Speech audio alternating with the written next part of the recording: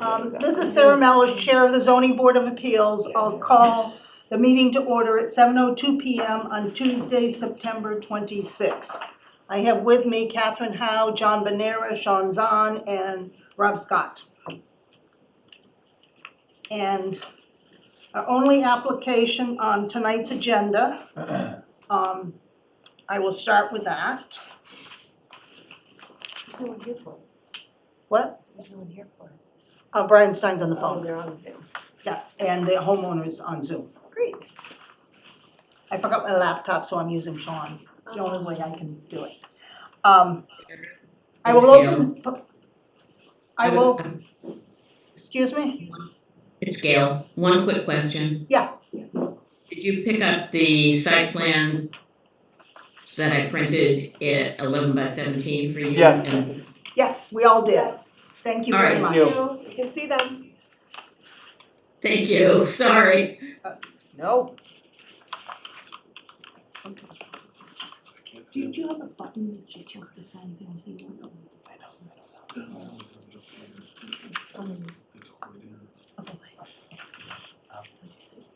I will open the public hearing for the application of Jane Rice for a special permit under sections 2.0, 4.2, 5.4, and 12.5 of the zoning bylaw, and or other relief as may be necessary to raise a non-conforming house, construct a conforming house on a non-conforming lot, and install a 9-foot by 21-foot pool at 23 Old Neck Road, Assessors Map number 13, Lot number 32 in District E, filed with the town clerk on August 14th, 2023. Is somebody on Zoom to present the application?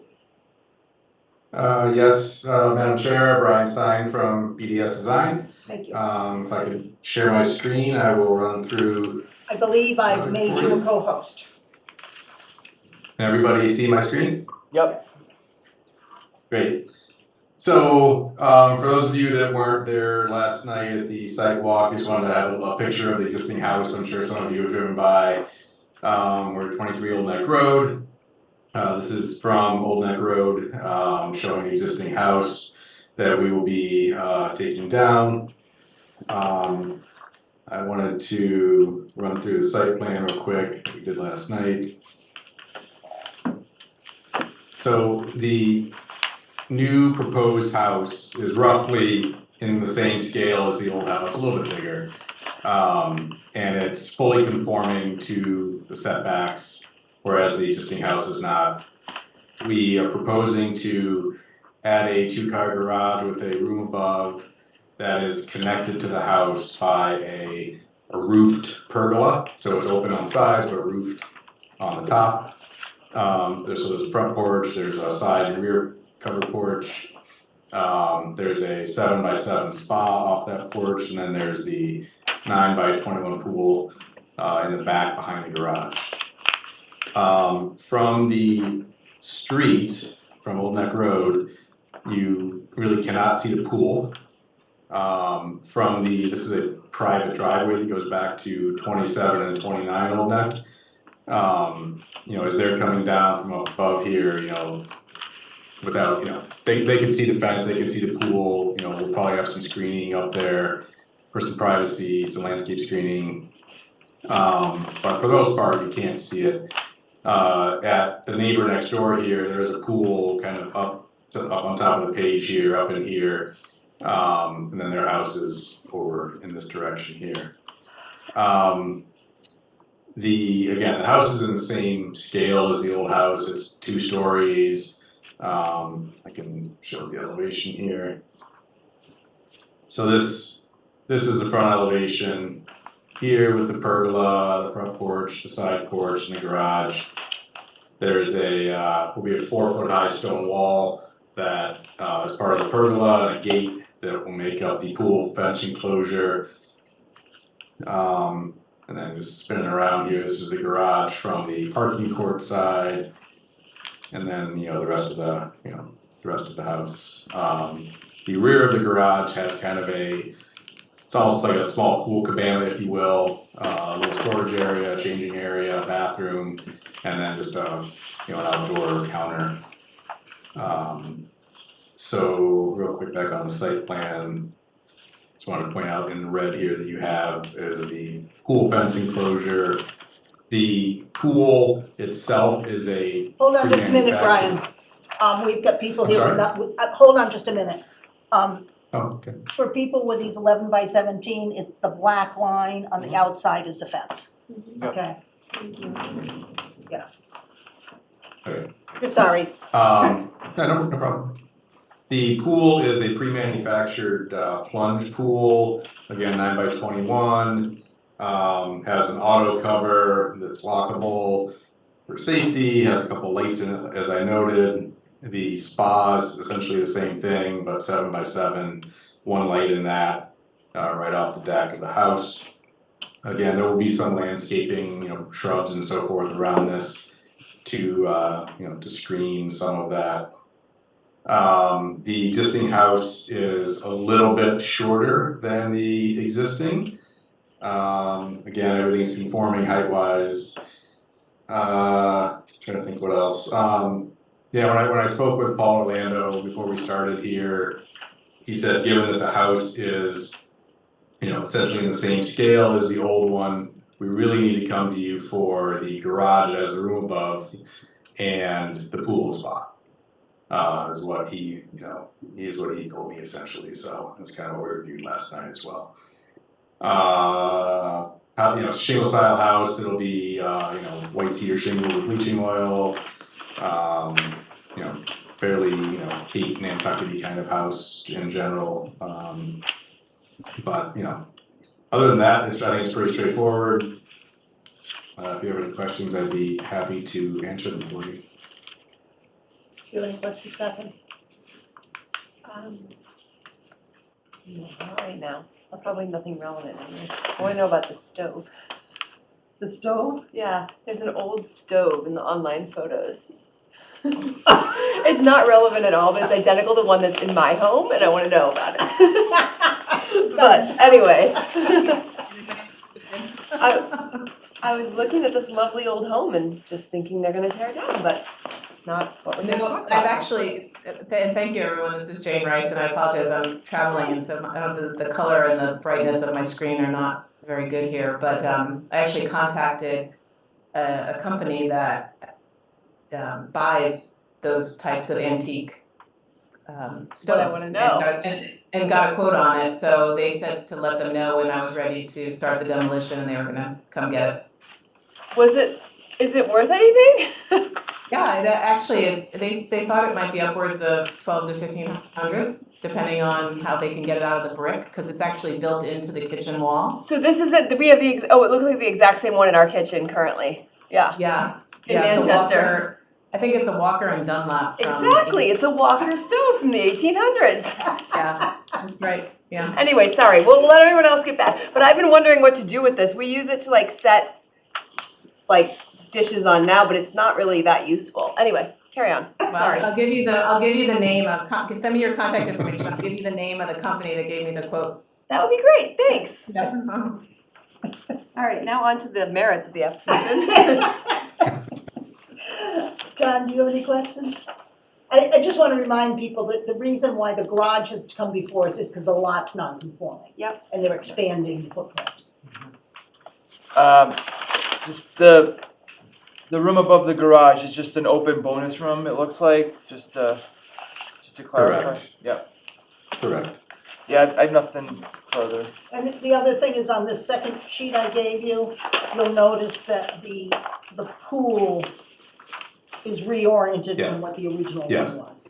It goes horizontal behind the garage instead of vertical. Oh.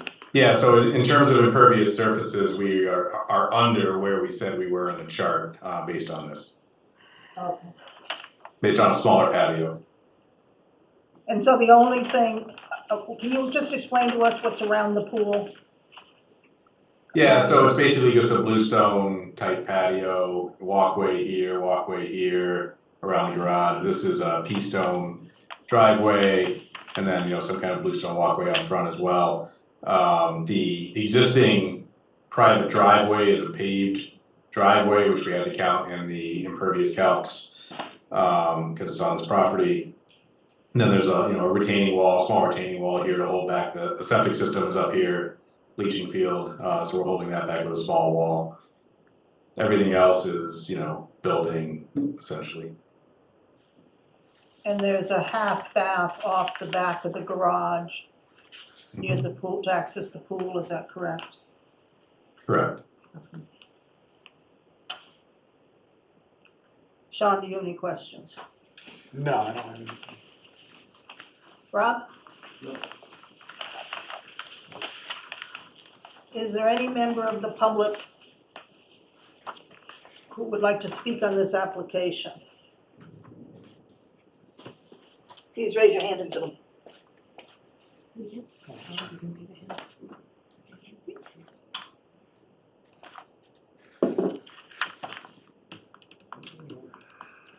And did you talk to any of your neighbors about the project? Yes, I have actually, because originally I was thinking about changing the easement, but I have spoken with several of the neighbors, including Kavarians and the Hood property and the new owner of Mrs. Hood's property, about kind of the plans and what I'm looking to do, and they're pretty excited about the project and getting the house and the property into good shape. Great, okay. Any more questions from the board? Then I'll make a motion.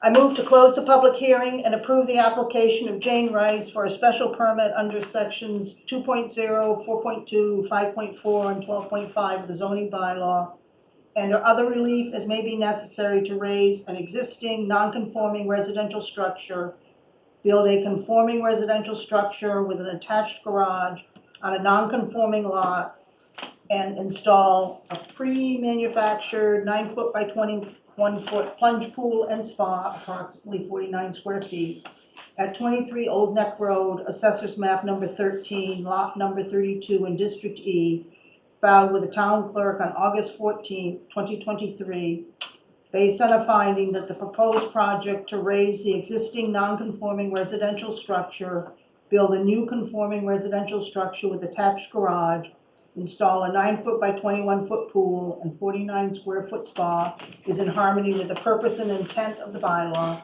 will not be more detrimental or injurious to the neighborhood in which it is located than the existing non-conforming structure, and the requirements and conditions under section 12.5.2 of the zoning bylaw for the grant of a special permit have been met based on the following conditions. The house with attached garage is cited as depicted on the site plan of land prepared by American Land Survey Associates, Inc., dated August 10th, 2023. The house with attached garage is constructed substantially in accordance with the following plans prepared by BDS Design, Inc., dated 8/9/2023. A 1.2 zoning first floor plan, a 1.3 zoning second floor plan, a 1.4 zoning roof plan, a 2.1, and a 2.2 zoning exterior elevations.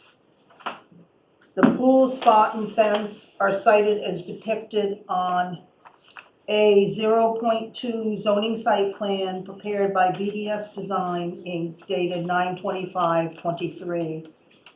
The pool and spa contain interior low-level lights, automatic locking covers, and a fence at least 4 foot high with alarms on any doors entering directly into the fenced-in area. And the fence conforms with the requirements of the Manchester zoning bylaw and the Massachusetts building code. Do I have a second? Second. John seconds it. Any discussion? Take a vote. Catherine? Approve. John? Approve. Sean? Approved. Rob? Approved. And Sarah approves. So you're all set. Who would like to rate this? I can write it down. Catherine? Okay. Who would like to review it? I can review it. John will review it. Okay. Thank you. You're all set. Thank you, everyone. Yeah. Thank Good luck. Alrighty, Thank you. bye. Bye. Okay. Can I ask a quick question about one other project you approved recently? Yeah. School Street, the day project with the pool barn, Yes, they've decided not to build a barn okay, and basically do more of a landscape project that is in this kind of the same footprint. So none of the impervious will change, anything like that, you're not building the building. I'm also gonna ask planning this, but, I assume there's really nothing we have to do, right? There's nothing, no, the if only we don't thing, build, we don't build, right? the only thing I would caution, and I think we had it in our first decision, is the fence. In the second decision, you had the fence going up to the barn. And so Right. without the barn being there, you just need to make sure that that fence is fully enclosed. I believe we had those words in the first decision, Yeah, okay, okay? So I don't think it's worth, It's not Doing conservation anything- land, right? what? It's not conservation, they No. don't do act conservation, no. I don't think we can just let that second special permit hang out there. They may change their mind in 2 years. Yep. Okay, May I ask, Sarah, may I ask a question? yes, yeah, Does this change anything that has gone forward to the registry? no. The Essex registry, because they have the information that was based on the decision. It's fine. Right, so we issued 2 decisions Correct? that were properly recorded. Correct. So if a person does not build in accordance with a special permit, the special permit automatically lapses after 2 years. So, Thank you. so if they don't build the Okay. barn in 2 years, that second special permit lapses, right, okay, okay? great, thank you. Yep. Have a good night. Night. Yeah, you too. Now we're gonna move on to administrative matters. Do we have any minutes to review? It's been I don't Nick, think that's so. all. I don't, Okay. No, there are no minutes, sorry. Thank you. So the next item I just wanted to do is to update people on the 40B appeal. The evidentiary hearing is scheduled to start March 4th, 2024. They expect to be cross-examining the witnesses that entire week. Are we witnesses? No. These are the Sabina. These are the expert witnesses brought forward by the town and the intervener with help from MECT. So they're putting on the witnesses and They- the town is cross-examining them. No. So everyone does, both sides do. So first, the town presents has its case and it has pre-filed testimony from the witnesses. And then the intervener provides their case with additional pre-filed testimony from witnesses. Yep. And then the Like affidavit testimony. the appellant does pre-filed testimony. And they go back and forth with motions and everything. And then at the evidentiary hearing is when they have the right to cross-examine the other parties. That's really annoying that the Witnesses. direct is on affidavit. That's the way it is. Yeah, that's the way it is. And the site visit is scheduled for November 8th at 10 a.m. November 8th. Yeah, usually it's done the first day of the evidentiary hearing, but because it's in March, there was concern about weather, and the hearing officer's not really excited about doing this site visit. In November too, there's not gonna be, Well, like the hopefully there's vegetation will be, Hopefully there's no ice on the ground. In March, Yeah. they might, when we did the site visit it was before, really it was icy, bad. yeah. And I don't remember when that Do was. they want us there at the site visit? I'm going. Can you make a loon call? I think MECT is pushing for people To to show attend. up to provide support. And then the first day of the evidentiary hearing should be in Manchester. Really? Yes, they open it in Manchester. The only reason they won't, we may have to go to the high school. Yeah. You get the auditorium or something. The only reason they wouldn't have it in Manchester is if COVID goes up and she wants to do it remote. And then after the first day, everything will be via Zoom. Oh, it's an interesting procedure. Yeah. Okay. So the Usually- first days in March. Usually, March 4th. Okay. But the Usually second- they would move it Yeah, to November. a conference room in Boston, in their offices, but they're all under renovation, so they don't have a conference room to move it to. And they Okay. don't want to hold all the meetings here because that would be too one-sided. Okay. So, Won't feel like managed. okay, so it's moving along slowly. Good thing they're not planning to hold it at the community center. Right. They should be issuing, they have another round to go of finalizing their Documents, pretrial yeah. order, and then she's gonna issue the order, then we can see what's in it. The judge or the Yeah. hearing officer. Yeah, I think it's a hearing officer. Yeah. And that's when the public hearing notice will go out with the dates Okay. for everything. Exciting. Second update is 2 Blossom Lane appeal. So on the original case, there were 2 parts to it. One part was they were claiming that there was improprietary, Proprietaries. yeah, Improprieties. with employees in town hall. Oh. And then there was the appeal on the decision itself. The one with respect to employees has been dismissed. Okay. And so bond counsel was representing the town initially. On that. So now they've moved from bond counsel to KP Law to represent us. Okay. Okay, so that's as far as they've gotten. Oh, okay. They dismissed one count, the other count's pending, and we switched counsel. Yeah. Okay. Next is status of decisions. I have 4 Butler to do. I'm good. I think I just have the one I just volunteered for, Okay. as far as I know. Does that agree with you, Gail? Because 9 Crooked Lane just went in. I have one, but I have, Oh, you won? From the Yes, August. there's one outstanding. I think it's, well, I looked at it today and it just fell out of my brain. Okay. But that was from August, right? yeah. So you need. Pulaski, Wait, no. Pulaski Drive is outstanding. Yeah, that's what Sean's doing, but he needs the minutes. And I will get those to you this week. Okay. Thank you, sorry. The other thing, for the October meeting, we have 2 applications. One is One Beaver Dam, which is a storage facility Oh, up by the MAC. yeah. And there was a special permit and a variance issued in 2000. And this was submitted as a modification of a variance, but I believe it's not a modification. I'm not sure whether it's a special permit or variance, so we put the hearing notice out with all possibilities, because I can't quite figure out what they're doing.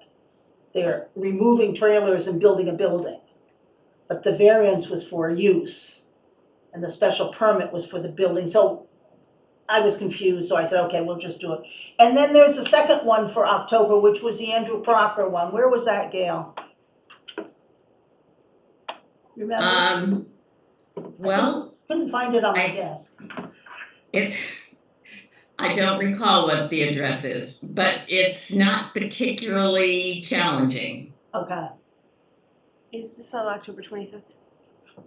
I'm guessing. it's the 3rd Wednesday, Oh, that's the 4th one. I think it's the 16th, is that the third 18th. Wednesday? That's 18th. 18th, 18th, okay, I did post the public hearing today. okay. And site visits will go to 9:30 on Saturdays, because it's getting a little dark out at night.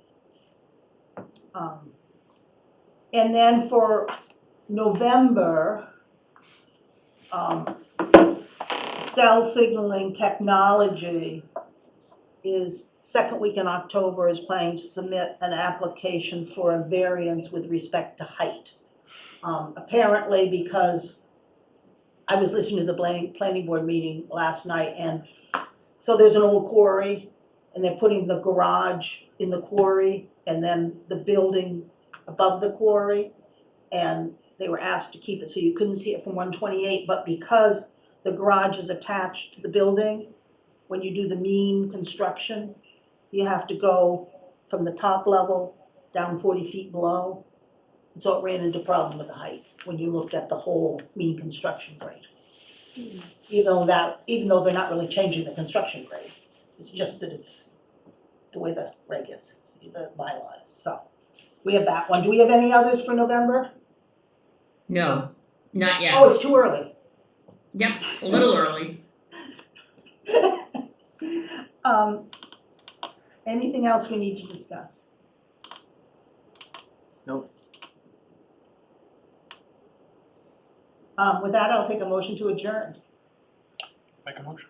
Sean moves. Second? John seconds. All in favor? Aye. Aye. Yes. Yes. Thank you all very much.